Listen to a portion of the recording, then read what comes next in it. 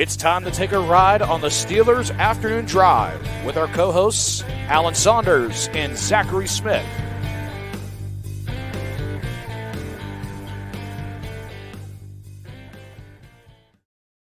Welcome into an episode of Steelers Afternoon Drive. I'm Zachary Smith. That is Alan Saunders. Alan, let's drive.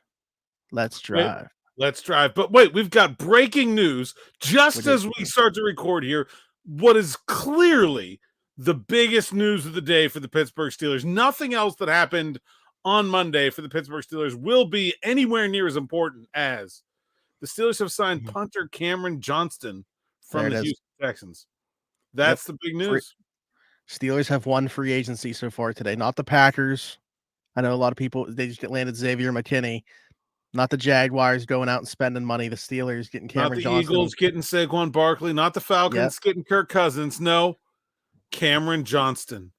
And honestly, I feel like there's been periods of today where it was a little bit quiet on the free agency front. This kind of feels like this is what everybody was waiting for.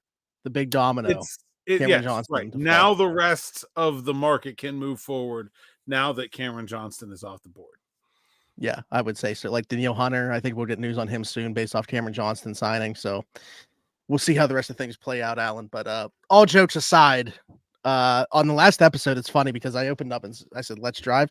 I don't know if you realize that you said this, but at the opening of Friday's episode, you said we should play an hour-long loop of Russell Wilson saying, let's drive if he signs with the Steelers. Well, over the weekend, Alan, actually midnight on Monday, so I guess today, it came out that he had agreed to terms on a one-year contract with the Pittsburgh Steelers. Russell Wilson will be a Pittsburgh Steeler in 2024.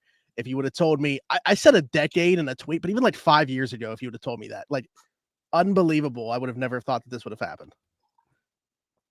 Even like a week ago, I don't really feel like it felt real, right? Like it did not.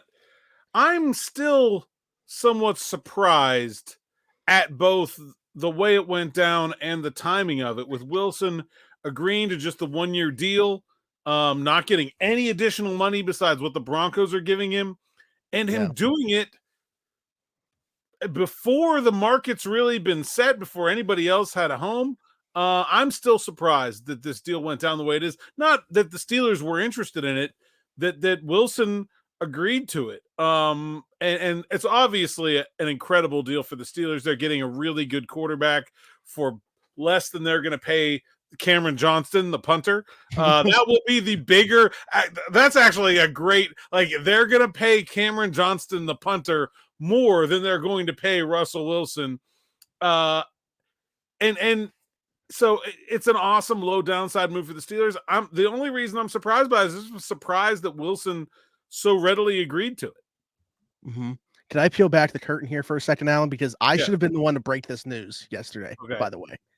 I don't know if people saw, but I tweeted a video of Russell Wilson with his headphones on at midfield, and I put the Renegade over it.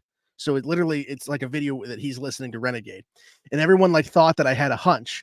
I kind of did. I started and this is just my intuition with the way things were going. I was like, all right, why did he meet with the Steelers and then nobody else after? So Giants, Steelers, then didn't meet with the Raiders, didn't meet with the Patriots, any other possible teams over the weekend prior to the tampering period beginning. So I sent out a text to somebody that has given me information in the past, and they said, yeah, I think he's going to sign with the Steelers. And I was like, wait, what do you mean think? What do you mean think? And then hours later, he signs with the Steelers. So it made it look like I had some type of inclination based off that video that I put out, because I was just going off of a hunch.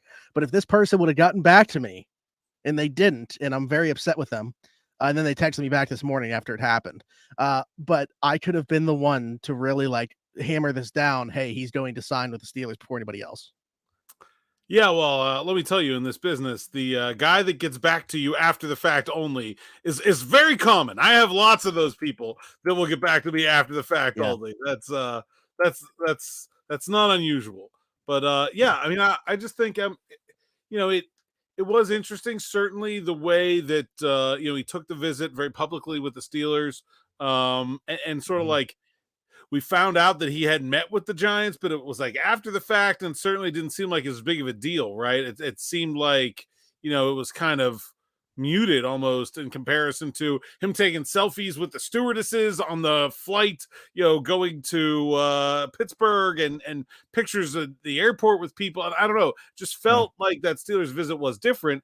And, I think now that we know in hindsight the salary situation, I think it makes a lot more sense, right? Where it's not like Wilson was meeting with these teams to see who was going to give him the most money. Like the money was zero. Well, not zero, but like essentially to him, zero additional dollars, right? From everybody. Everybody was offering the same zero. He was going places to try to find a fit, right? To see where he really wanted to play. If you're going to play for the same amount, no matter what, you better find the one you want to be at. And, I think I had said on here last week, I was like, I'm skeptical if Sierra's going to sit there and see New York, Las Vegas, and Pittsburgh on the itinerary and agree with Pittsburgh. But like, I don't know, it happened anyway. And so, but it definitely did feel like that visit was different and unique. And probably, I think when we start to peel back the layers in terms of why this happened and how it happened, I have a feeling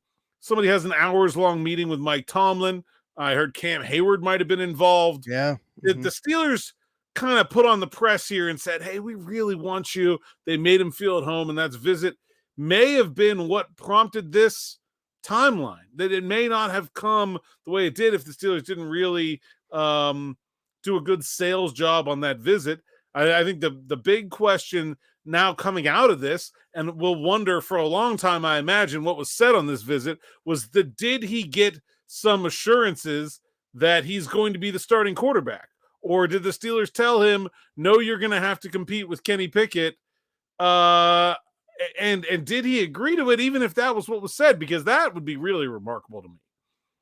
That's what I'm saying. Like, that's why I just, after only 2 visits, like you said, getting no money attached to it in 2025 or anything, why is he picking the Steelers if he's not guaranteed that, or does he just have that much confidence that, like, okay, in a QB battle, I'm beating out Kenny Pickett? Like, I don't know. It's just hard for me to, because I know that I feel like we've kind of had this conversation, but also fully haven't. Like, is it truly going to be a QB battle? I mean, I had gotten the sense that the Steelers seemed pretty committed to the quarterback battle thing, that was what they were doing. And then this happened, and now I'm thinking, like, okay, if it wasn't them promising him the starting job, how else did they sell Russell Wilson on taking this deal now? Like, what was is the shoe on the other foot for Kenny? Like, is it Kenny is now the Mason or Mitch in this scenario? I kind of feel like some Mason here where, he was like, look, I think you can make I don't know, like a comparison, right, to Mason being drafted to sit behind Ben and then, only getting his chance because Ben was hurt and not really being ready and, getting hurt and all that stuff. And now Kenny, like, comes to Pittsburgh, has an awful offensive coordinator for 2 years and then gets replaced, by Russell Wilson. So we never end up really knowing how good Kenny Pickett is. 5 years later, there will be Kenny Pickett stands that will still be tweeting on Twitter like Doug Barry does for Mason Rudolph, that, like, if only the Steelers had given him a chance, we would know how great Kenny Pickett is. Like, we're probably headed there. Yeah, I agree. I think that's the thing. So this is where my fan perspective comes in here, Alan. So by no means am I ever speaking for anybody else besides myself when I talk about this. Maybe some of it is irrational because, like you just said, like Kenny Pickett, we haven't even gotten to see him with Arthur Smith or what we would consider a competent NFL offensive coordinator. But the way that I'm looking at this Russell Wilson thing as a win, assuming that he is the starting quarterback, is as somebody that does not want to see Kenny Pickett as this team's starting quarterback.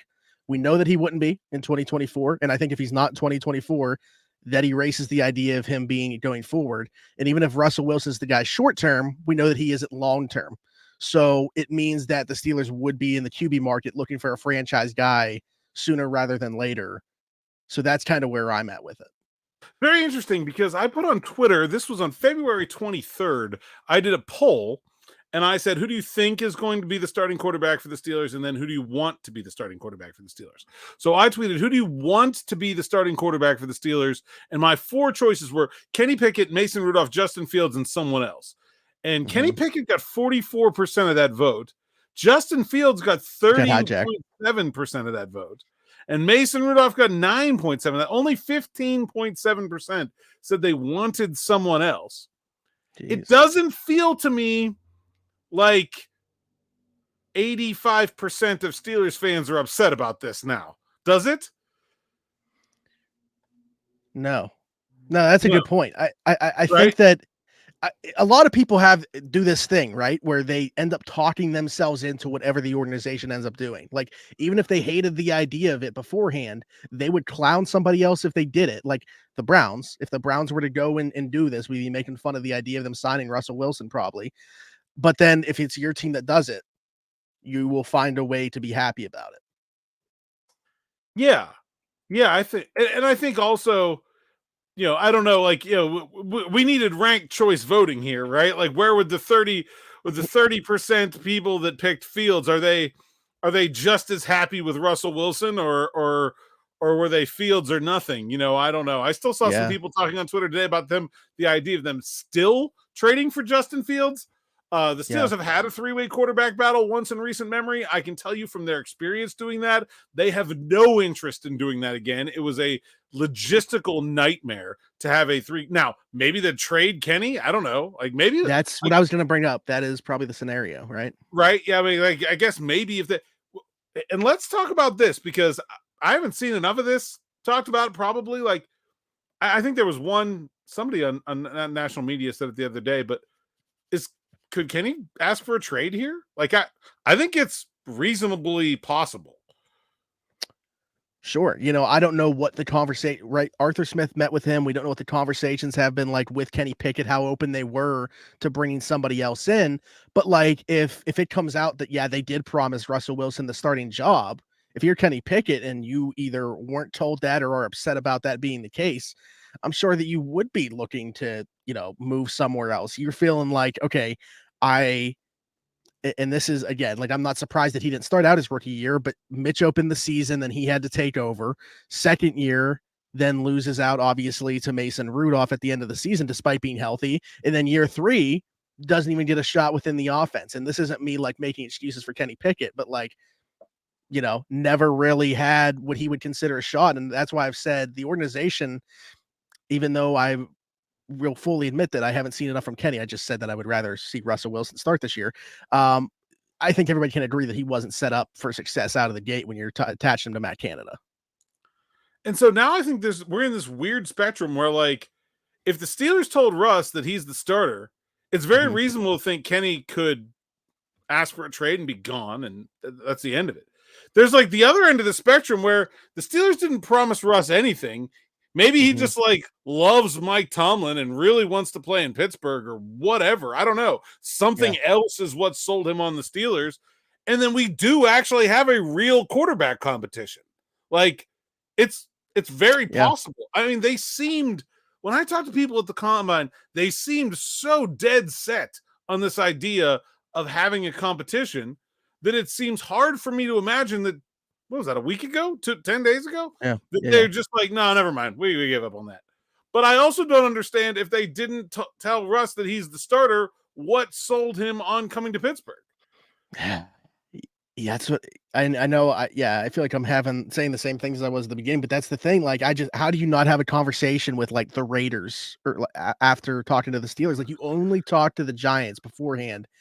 Canceled everything else. If you and that's the thing, like, Ben Albright, who covered him in Denver and has kind of been a good source for Russell Wilson news, was putting out there that, like, there was other teams interested, maybe not in giving him, like you said, 2025 money, because if someone was willing to do that, I'm pretty sure he either signs there, at least definitely has a conversation with them.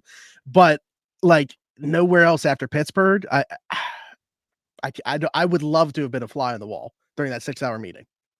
Yeah, actually, let's talk about the year too, because I put this on Twitter this morning and I had like 1,000 dumb responses to it. So maybe I'll explain myself here a little bit more. I said, like, the 1-year deal basically means no one else was very interested in having Russell Wilson. Like, you can look at the deal, right? The Steelers are getting a deal. But, like, you get a deal in a free market because nobody else thought it was a deal, right? Like, nobody else wanted to pay him any more than what Denver was already on the hook for in the minimum. It was reported by Tom Pelissero of NFL Network that Russ was looking for a 2-year deal, one that will have guaranteed money in 2025, and nobody came calling with that. That was not on the table. Right. And so, and we thought that was a reasonable thing. Like, if there was more than one team that wanted Russell Wilson, somebody was going to have to pay that to get him, even if it just ended up being dead money at the end of the day, where like you put a void year out there and it's a one, there's a few million, stashed away in 2025 on your books, just as enticement, right?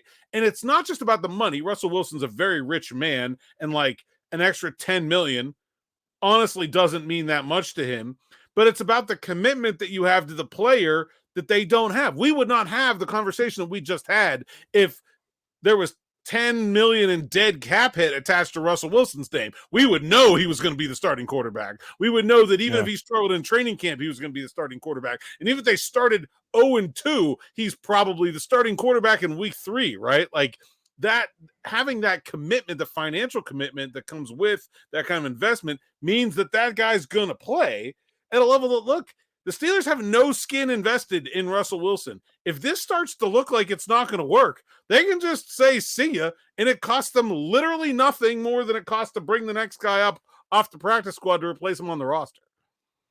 That's actually an interesting thought, and I'm not even thinking from a team perspective here, but I have a question for you, because as somebody that has covered the team now, you're going to be covering Russell Wilson. Has that entered your mind yet? Like, as a high-profile player as he is, like the fact that you're going to be covering Russell Wilson on a daily basis.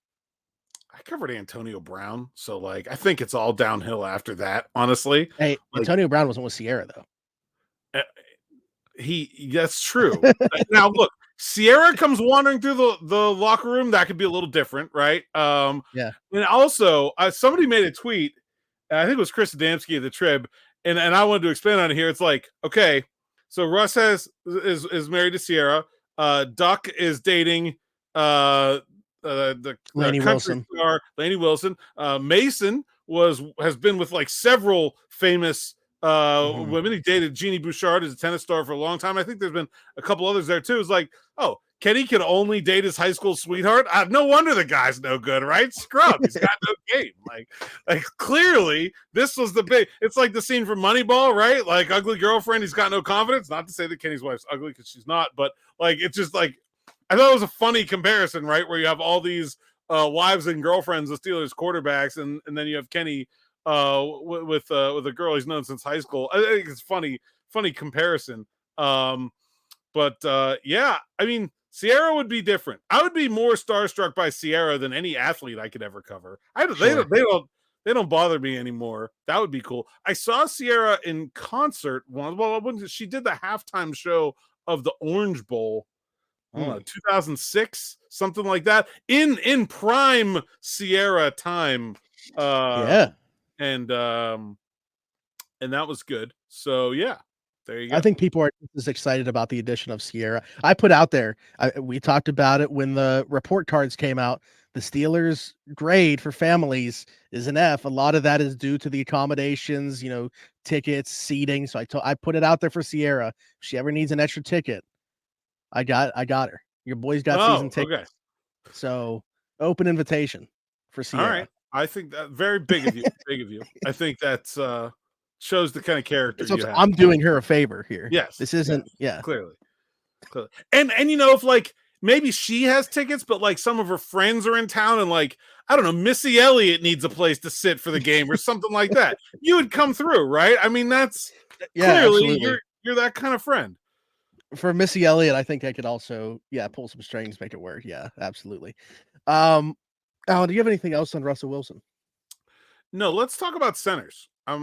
Because there were two visitors to the South Side on Friday, one of which slightly lower profile than the other, but the Steelers did bring in center Mitch Morse recently of the Buffalo Bills, who was released in their giant salary cap bloodletting last week, and was a very good player for them.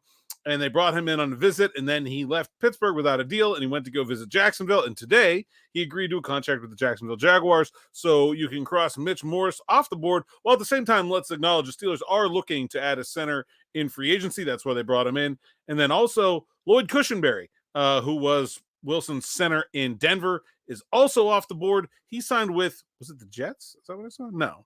Was it? Cushenberry went to the Titans. Titans, that's right, Titans. Yeah. So, a couple of the biggest name centers off the board. Concerned about that? Yeah. Also, I just want to say, breaking news here: the pride of Newcastle, Geno Stone, going from the Ravens to the Bengals. Are we serious? Staying in the AFC North, but going to really Kentucky. We'll say Kentucky with the Cincinnati Bengals.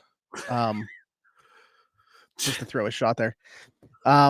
But yeah, with the center market, I agree. Like, very clearly they were interested in dipping their toes in the free agent waters by bringing in Mitch Morse. I'm curious because it said they made an aggressive offer, but he only got like 5.5 per year or something like that. So like, how aggressive of an offer could it have been to land him? That's a pretty big contract for a center. Tyler Biadasz also signed with Washington, and that was a big deal, right? 3 years, $30 million. Right. So I would consider that more, I guess, like age playing into it too, because Morris is 31. So yeah. But so that's real. Yeah. I mean, Cody Whitehair is a free agent, but those three might have been the top three guys on the market at that. So that's why I come circling back to like Aaron Brewer. Just like, not that obviously you have your concerns about the pass pro, but we talked about it. Like, maybe for Russell Wilson, we do see him utilize the middle of the field if you get a guy like that at center, one of those shortest stature guys.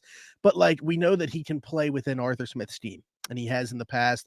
And if that's a guy that they trust to do so, I could see it. I don't think that he's a guy that necessarily prevents you from going the draft route either. We would obviously have to see what the contract looks like.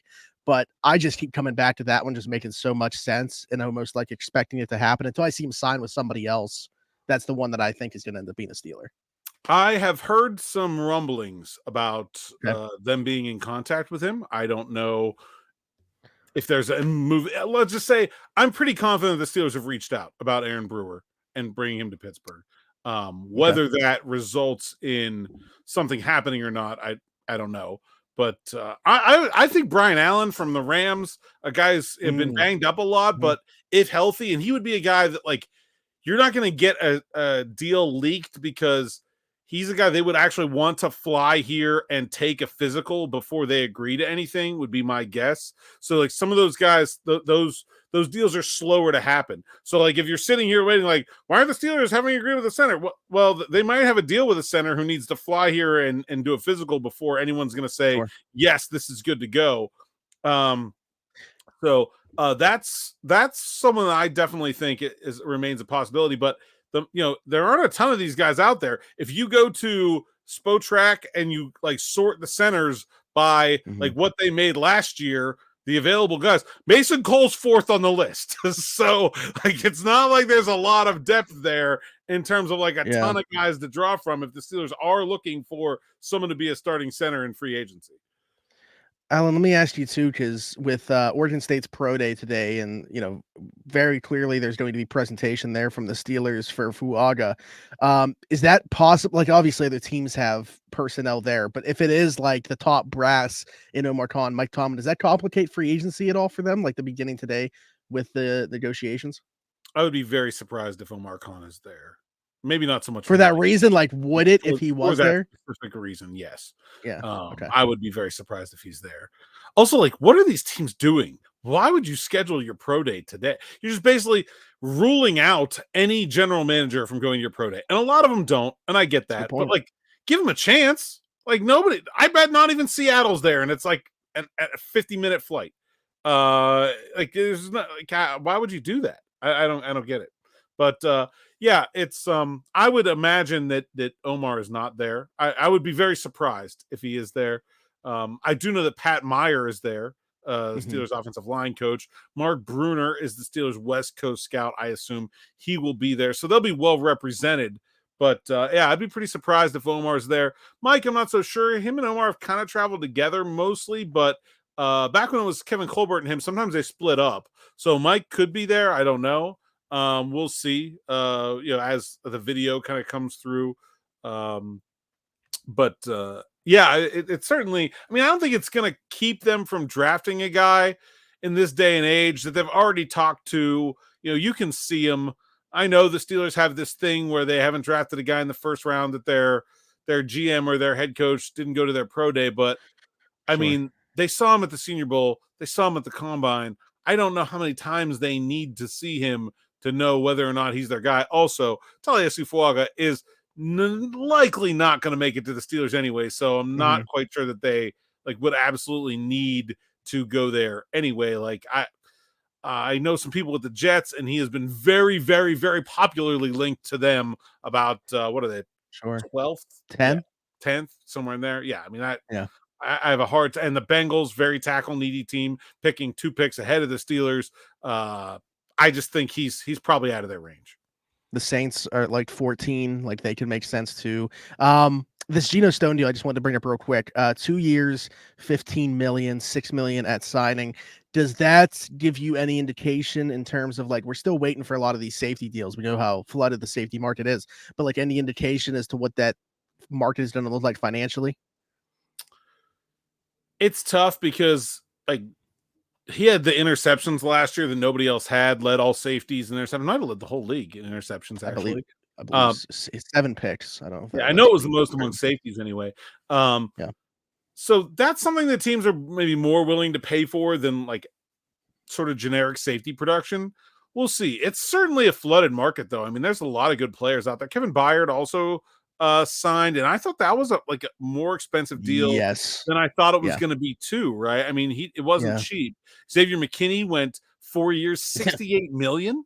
And so it doesn't seem so that's 4 safeties. Byard at 7 point, Byard and Stone each 2 years, $15 million. Darnell Savage got 3 years, $21 million, and Xavier McKinney 4 years, $68 million. So 4 safeties already signed at or over $7 million per year. One, that's not what I expected. I expected this to be a depressed market for safeties, given the number of good players that are on the market. And the other thing is, obviously, the Steelers weren't playing in that range. I mean, they're not looking for a star safety. They are looking for a second fiddle to Minkah Fitzpatrick. And so, I'm sure the Steelers would love to have Geno Stone, but when you're already paying one safety what they're paying him, you're not going to spend big money on the second one. It's going to have to be somebody that comes from sort of the second class of free agency. Derek Bell just broke down the options at safety, and he had a couple guys. Jordan Whitehead in there as a guy, obviously, another Beaver County guy. Sure, you two go way back. And same high school. I think he would be an interesting option. I'm curious if they do circle back again this time, because I know they had a conversation 2 years ago and couldn't get there on the money. The Jets were off a little bit more. So I wonder this time if they do circle back and what that would look like. I'm also not sure he's exactly what they're looking for. I think they're probably looking for a bigger, actual box safety. Like he's not a Keanu Neal replacement. He's more of a DeMonte KZ replacement to me. Not that that's not on the table, because it certainly could be. Yeah. Not like KZ was great last year. But just in terms of what they're immediately looking for right now, I think maybe somebody like Jamal Adams maybe would be a better sort of natural fit. Micah Hyde, he's older. But those are the guys that are kind of the bigger bodied safeties out there in this group. Also corner wise, Sean Murphy Bunting is a name that I had thrown out there. He got 3 years so much too, and I just feel like 2 years in a row it's been the Steelers could sign Sean Murphy, but never mind. No, they can't. Right. I mean, last year I said at the trade deadline, even so, it was free agency, trade, and free agency again, where I was pushing for it, and it didn't happen. He gets 3 years in Arizona for 25.5 with 17.5 guaranteed. What do you think about that deal? First off, and does that kind of tell you where the Steelers are going to be at free agency wise corner? Or that's a lot of money for a slot corner, man. I just I don't see them playing in that area at all. Yeah, I mean, what did Cam Sutton get last year? Because that if the Steelers weren't going to do it for Cam Sutton last year, his was 10 or 11 per. Oh, okay. 330, 331, something like that. Oh, geez. Okay, I thought it was okay. Well, okay, yeah. If they weren't even that close, 333. So it was 11 per. Wow. Okay. Yeah. So 3.25.5 years, 17.5 fully guaranteed for Murphy Bunting. Yeah. I mean, I we'll see. believe that might be. Arizona has I a think big that's spend. more guaranteed than Sutton got. I think his was like 333, but maybe only like 11 of it was guaranteed or something like that. I don't remember. Okay. All right. Well, yeah, I'm just curious as to what this does for the corner market because it's obviously nowhere near the safety in terms of the names or the depth that is out there in terms of starting guys. So, does this set the market, or are there guys that you think that are going to get more than this at the corner position? I think I would probably need to see some more numbers come in before I really feel like I have a good judge on it. That just feels like a lot for a slot corner. And he's unlike Sutton, who can kind of play inside and outside. He's more of just like a pure slot guy. He's not very big. I think I really have a hard time seeing that as a deal that the Steelers would have made. I think they're probably, again, if they sign a slot corner, and they may not, like there's a lot of slot corners in this draft. Like they should feel pretty good about being able to get one. But if they sign one, I'm expecting it to be cheap again. Like I for whatever reason, it just doesn't seem like that's a position that they value as much as maybe the rest of the league does. Sure. Yeah. Anything else? No, I don't think. I mean, we're gonna have lots more news. Keep going through the week of free agency. Got like 1.5 million stories. SteelersNow.com. Go check those out. I wrote about what I think about the Russ deal and their Super Bowl odds unchanged after that. What does that mean? Josh Jacobs got 4 years, $48 million with the Green Bay Packers. Good for Josh Jacobs, but 12.5 guaranteed. Oh well, let's see. That's never seen the second half of that. Yeah, and they cut Aaron Jones to do it. I think I would. I think I had both of those guys on my fantasy team last year, and I think I'm very confident that the right answer is neither. It's like you don't want either of those guys right now. Well, but it could have been from a fantasy perspective super messy. Like, how do you decide between if they were both on the Packers? Like, at least Jones is going to land somewhere else. You can't do that. That's like the worst scenario, right? Absolutely. All right, Alan, tell people where they can find you. At @Saunders_PGH on Twitter, PGH Steelers Now, SteelersNow.com. Like and subscribe to the YouTube channel. That's it. The push to 12K continues here on the YouTube channel. So yes, subscribe to the channel. Leave us a like. I was doing some cleaning out here, and I realized there was a couple prizes from the 10K day that nobody claimed. So if you won something and you haven't received it yet, get in touch with us, and I'll make sure you get it. Otherwise, we'll put them back in the hopper for next time around, I guess. I don't know what else to do. So did you didn't see my tweet? Look at this. So I got this for the. I did see your tweet. All right. And you can go ahead. Get a little cross promotion here. I got a prize wheel because for Around the 412 Mother podcast, every year we do a live show during the NFL draft, and I'm gonna have Steelers tickets on here, a Steelers jersey, some of our merch. I got a Terry Bradshaw Funko. We're gonna have some other stuff, but this is how we're gonna do the prizes this year, as opposed to just randomly generating it on one of those sites. We're gonna use an actual prize wheel. So, and maybe the reason I brought that up is if we do stuff on here as well, we could also use the giant prize wheel. You can't even see the full thing because it's beautiful. That's what it is. You should put your face in the middle, and just like you spins around as the wheel goes. It's magnetic. If I got a magnet of my face, I could 100%. I think you should do that. I think you should absolutely do that. The big Smitty wheel of prizes. I mean, now, yeah, it's very much on my mind. So I'm going to probably, once we get off here, find a website where I can get a magnet made and do that. So, like, subscribe, hit the notification bell here. Hit us in the comments with any questions, your thoughts on Russell Wilson becoming a Pittsburgh Steeler, and some free agency predictions. We will know based off the time that you comment if you waited until they signed somebody to then make it seem like you correctly predicted it. So do not do that. But also, let us know if you actually want the 1 hour loop of saying Steelers Nation, let's drive, because I'm game. Yeah, we'll see. Leave us a 5-star review if you're listening somewhere else, Apple, Spotify, wherever you get your podcast from. For Alan Saunders and myself, thanks for jumping in. Take another ride on the Steelers Afternoon Drive.